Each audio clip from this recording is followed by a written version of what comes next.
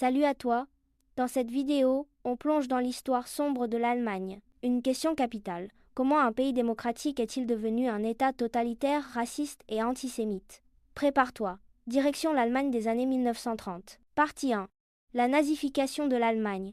Chapitre 1. Une démocratie allemande fragile.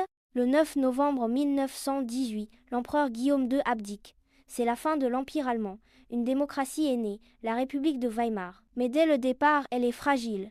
En 1919, le traité de Versailles est vécu comme une humiliation. Le régime est attaqué par les communistes d'un côté et les nationalistes de l'autre. C'est dans ce climat que naît, en 1920, le parti nazi, le NSDAP dirigé par Adolf Hitler, avec les SA, sections d'assaut, et les SS, Brigades de Protection.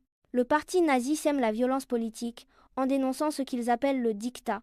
La paix imposée par Versailles. Chapitre 2.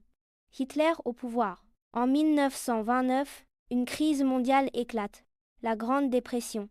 Elle plonge l'Allemagne dans la pauvreté et le chaos. Le NSDAP profite de la situation, il gagne du terrain, rallie les mécontents et devient le premier parti du pays. En janvier 1933, Hitler est nommé chancelier par le président Hindenburg. Date clé. La Grande Dépression, c'est la grave crise économique qui frappe le monde entier à partir de 1929 et pendant les années 30. Chapitre 3. L'installation de la dictature.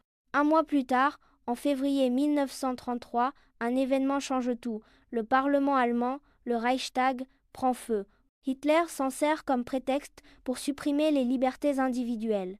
Les partis politiques et les syndicats sont interdits. Hitler obtient les pleins pouvoirs. Il devient le Führer, le guide suprême, qui incarne la nation.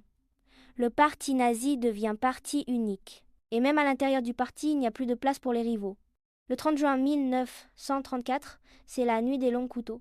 Les chefs des SA sont assassinés. En 1934, à la mort de Hindenburg, Hitler cumule tous les pouvoirs. Il devient Reichsführer, chef de l'État et chef du gouvernement. Pour finir, en quelques années, l'Allemagne est passée d'une démocratie fragile à une dictature totale, dirigée d'une main de fer par Hitler.